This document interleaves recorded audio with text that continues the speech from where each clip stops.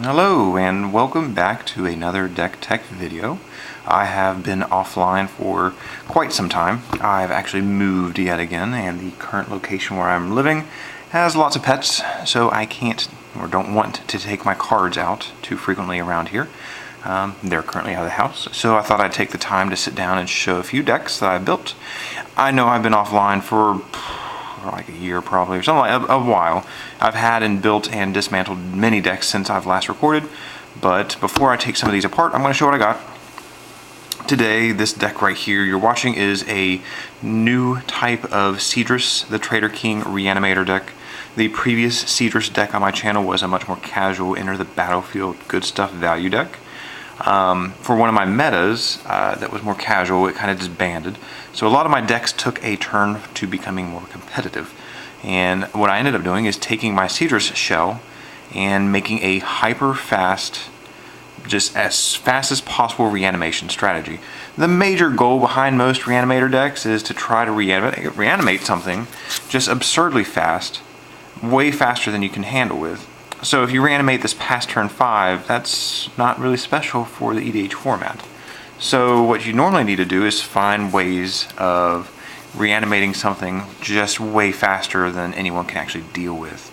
And that's kind of what this deck is designed to do. It's built, most of my videos the cards are broken down by type, and this one's going to be different. To reanimate something at a fast speed, you have to have a few effects. Usually it's a 3-ish card combo where you have to have a way of getting a creature into the graveyard, a way of reanimating said creature, and a creature. So I have 3 major stacks here broken down that do exactly that. The reason Sedris, whatever is the general for this deck, it is my preferred colors, yes, but there's a funny combo I included, and his Unearth giving something haste enables this combo. So, what happens in a super fast reanimator deck is you may sputter out. Someone may answer your early threat too fast, and then all of a sudden you don't have a way of coming back. And this specific combo is very hard to deal with. It's very hard to interact with. A lot of people won't see it coming, so if they have an answer, they may have waited too long before you can start going off, and that's just really good for a backup plan. That's why he is here. I'll set him back and I'll explain the combo when we get there. So, again, 3 major parts to a fast reanimator deck. The first part is getting a creature into the graveyard. There's over 20 cards here that do this. This is the most important part, because without that, you are essentially never going to find anything to reanimate. Entomb is the best. It cheats because it doesn't even require us to find a creature in our hand to get rid of. These are in mana cost order. There are 5 1-drops that we can cast on turn 1, and there's a handful of 2-drops. So we have a potential turn 2 reanimation. That is the dream for this deck. It happens a lot. More likely, more often, frequently is about turn 3, 4-ish. But turn 2 reanimation of something impossible, hard to deal with, ends games. So Entomb is the best. Putrid Imp allows us to discard a card from our hand. So if we draw an opening hand, a big scary thing, this is a turn 1 drop we can use to get into the graveyard. Same thing, Hapless Researcher allows us to draw and discard. It's a great turn 1 drop. And Careful Study is slightly better. It draws 2, discards 2. Then Faithless Looting draws 2, discards 2. And Tormenting Voice, we're up to the 2-drops. These require us to discard, but it is card advantaged. Not advantage, it's like selection. So we can discard Beef and dig for a reanimation spell. Same thing on Wild Guess. Cathartic Reunion is a new card that did not make this deck. It needs to be in here. There's a few cards I have never got. The land base is an issue. Demonic Tutor, Vampire Tutor, Sneak Attack, and Cathartic Reunion are 4 cards that I wanted for this deck. I'm in the process of taking it apart, so I'm not going to get them. But if you like this idea, get those cards. Is it Charm? Same thing. Draw 2, discard 2. Has some extra abilities as well. It's technically the only counterspell-ish thing in the deck. Compulsion is slow. It's a 2-drop, but you have to wait till your next turn to use it. It is a continuous draw discard, so in a late game, it's pretty helpful. Dreamscape Artist is fantastic as a 2-drop. Cannot activate till turn 3 or when you have 3 mana, but it gives you the chance to discard something, and it gives you 2 untapped mana. So if you have a 2 mana costing reanimation effect, this could enable a turn 3 reanimation.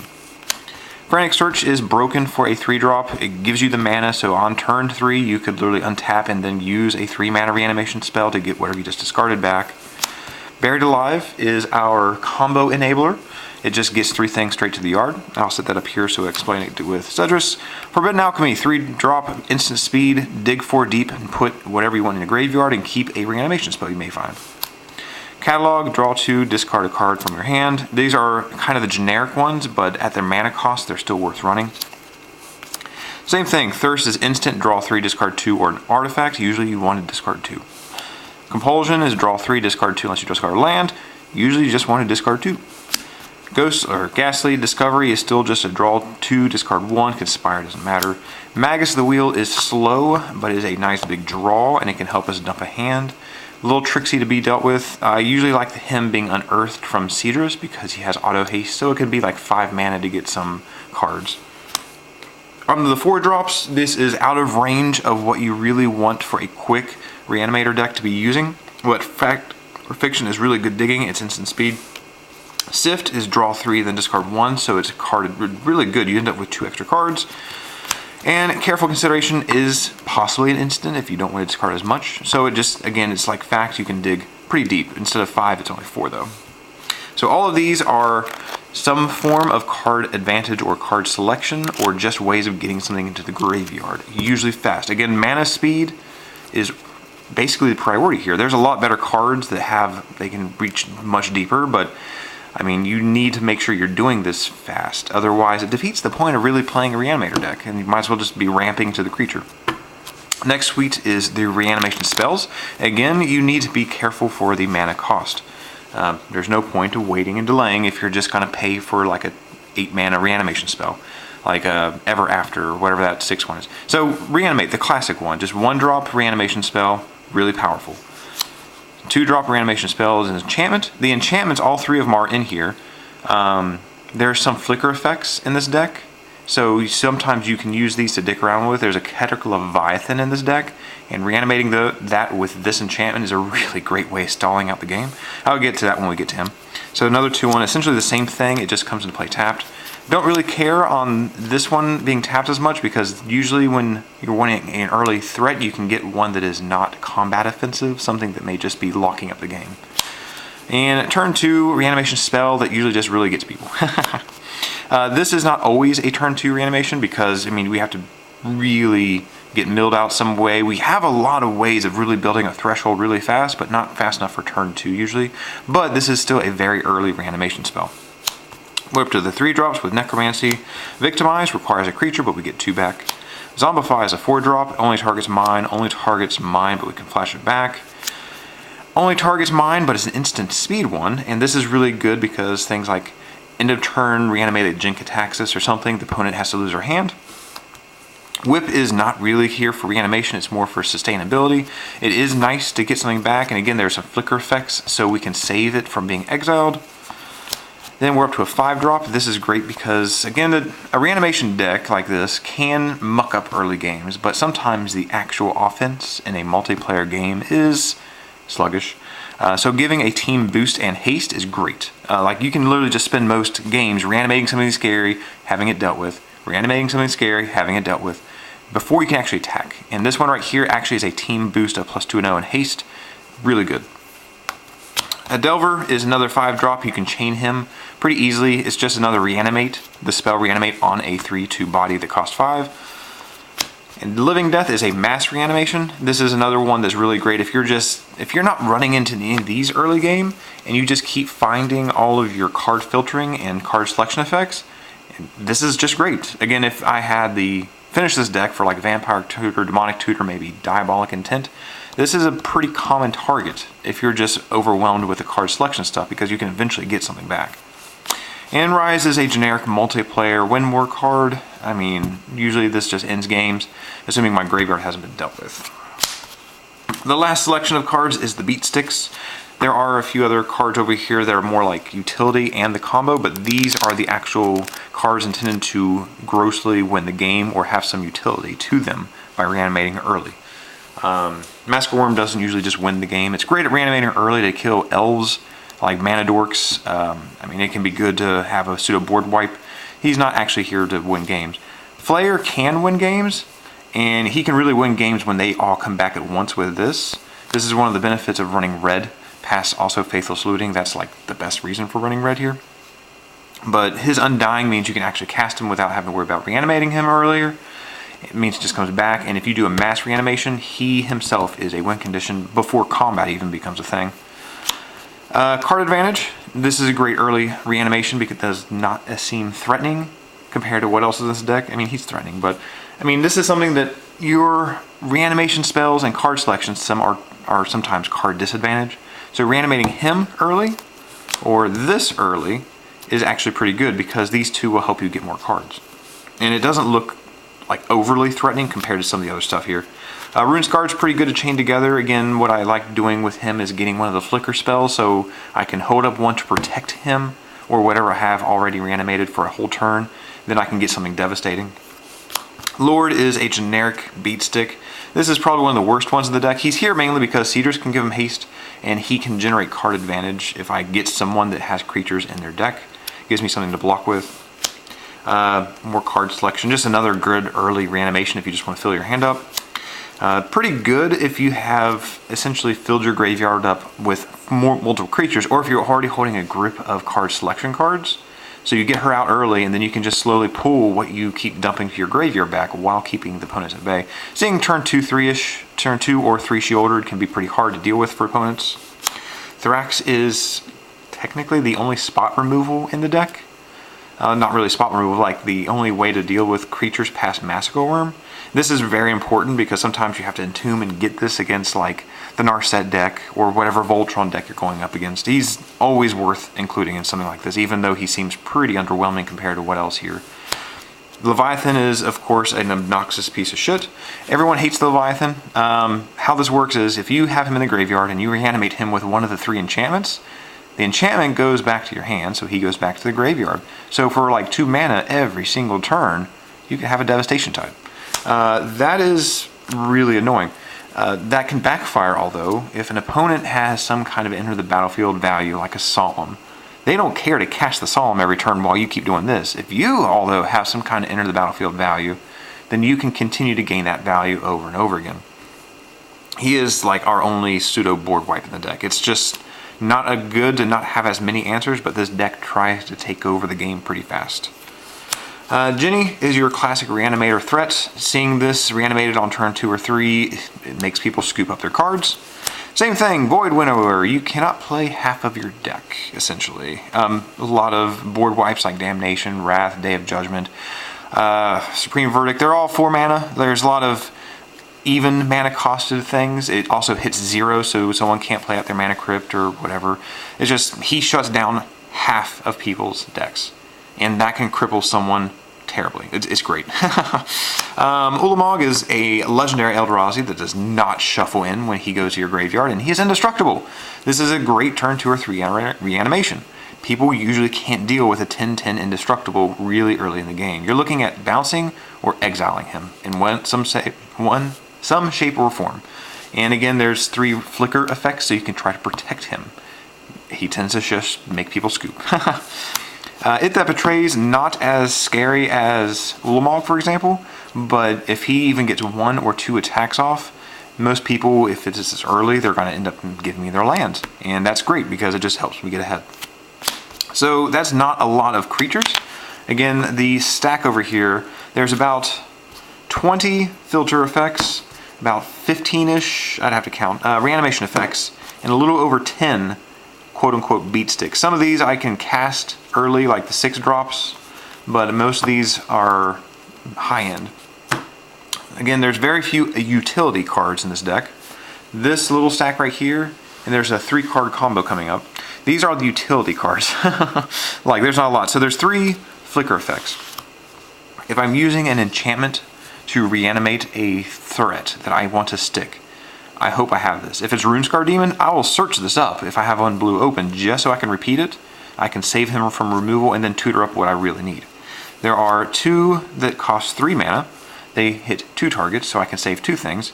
Luckily, these also, well, this one can hit a land or artifact. This one says up to 2 target creatures, so I don't have to have 2 targets. We have Ramp, Soul Ring, Wayfarer's Bauble.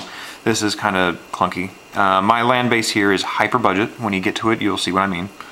Then we have a little utility in drawing and gaining life. It's just good dig. Solemn is generic. I don't have burnish harden here, but when it comes to flickering shit in and out of your graveyard, this is just generically good. Sedris is, again, I don't have any tutors in here past this and Rune Scar, but she can help set something in the graveyard if I need to, like, if I want to get an extra trigger off of my flare for extra damage, I can sack it. This is just a generically good reanimator thing. Maul Drifter, again, is a 3-drop that just draws for 2. Technically, this could go into like a creature being put in the graveyard and drawing for 2 for 3 mana. It's just one of those generically good cards. The last bit here is our combo. There are, come back here. There's a 3-card combo in the deck involving Necrotic Ooze. Again, if we ever, I'll explain it real quick here, but if I ever see Buried Alive, I will try like all hell to get him out. If he survives for a turn, he costs 6 and costs 3 to use his ability once. On the following turn, I can Buried Alive. There's 3 mana. And if I just have 3 more mana, I can unearth one of these creatures, which is Necrotic Ooze. The other 2 creatures that go with this combo are funny. It's Kiki Jiki and Mog Fanatic. So Buried Alive puts these 3 in the graveyard. Sedris reanimates this. He has haste. Necrotic Ooze, if you're unfamiliar with it, it's a creature that has all activated abilities of all creatures in all graveyards. So yeah, he has like the Magus and the Dreamscape Artist, but more importantly, he has these 2. Mog Fanatic is a classic card. If you're not sure what this is, you might need to play Magic more. It's a 1-drop, 1/1 goblin. You can sack him to do 1 damage to whatever you want. This was really good when damage was on the stack years ago, because you could block and kill 2/2s. But he sacks himself to deal 1 damage to anything. This is actually really good to troll people on, like early game. If someone plays like a Noble Hierarch, a Lotus Cobra, the green land that you can fetch, Arbor, whatever, it just kills them. And this makes people not even want to play 1-drop or 1 toughness utility creatures like a Somberwall Sage. This just kills a lot of shit. Even a Notion Thief. Like, you won't think this is actually a good card, but this is a 1-drop that really screws a lot of people up. And then we have Kiki. Kiki taps to make a copy of a target non-legendary creature. Normally people don't think about this because he can't copy legends, he can't copy himself, but Necrotic Ooze is not legendary. So if he had both of these printed abilities, he can tap to make a copy of himself because he has Kiki's ability. He can do this, and the haste copy has, you can just make infinite tapped copies of Necrotic Ooze. They also can all then just kamikaze themselves and here just blow up the world. So Necrotic Ooze, Kiki, Mog Fanatic makes tapped infinite Necrotic Ooze copies that can all blow up the world. Good game. The last bit here is the lands. I am again running a severely budget land base. This is a bit of a joke. I pulled this from my Genie deck. I've been taking Temple of the False God out of a lot of the decks. If you're going after a super fast reanimator deck, do not play Temple of the False God. This is literally just the lands I took from my Genie deck, so this is just to finish the video. I'll show them. There are, I think, 10 lands in the deck that can tap for 3 colors. Some of these are good, most are bad. Command Tower, then we have a tap land, and an okay land, and a really bad land. You can bounce a land and it comes into play untapped. It's just bad. A shitty pain land that comes into play tap. A pain land. A pain land. A really crappy land. This is like, yeah, it grants any color you want, but you have to bolt yourself. These 2 are also terrible if you can just afford a generic mana base. They do tap for whatever color, but you have to pay 1 when they come in. And this is a fetch. There's some cheap fetch lands in here. Gets 2. Cheap fetch, cheap fetch, cheap fetch, cheap fetch land, and then the rest are basic. I think there's 10 mountains, no, 10 swamps, 8 islands, and like 4 mountains. But yeah, these are, if you have any interest in playing a reanimator deck, the goal is to reanimate something fast. So you have to have a good land base. Do not look at my land base with wants or desires. This is a terrible land base. This is for a tribal Genie deck where the average mana cost in the deck is 6. Just, yeah. If I were actually wanting to complete this deck or make it more competitive, again, Vampiric Tutor, Demonic Tutor, Sneak Attack, Diabolic Intent's pretty good, Cathartic Reunion's pretty good. But yeah, this is fun. This is a deck that can have some very quick wins. There's been many turn 2 scoops and turn 3 scoops. Past turn 4 or 5 is the average of when it can reanimate something of significant value. But the problem with this deck is the more you run a reanimator deck, the more likely your opponents are to know that and change their decks accordingly. And now that my friends are mostly putting in graveyard hate and tutoring up scavenging oozes is becoming super common, I'm going to give this guy a break. But yeah, I have more videos to come. Do keep tuned. Cheers.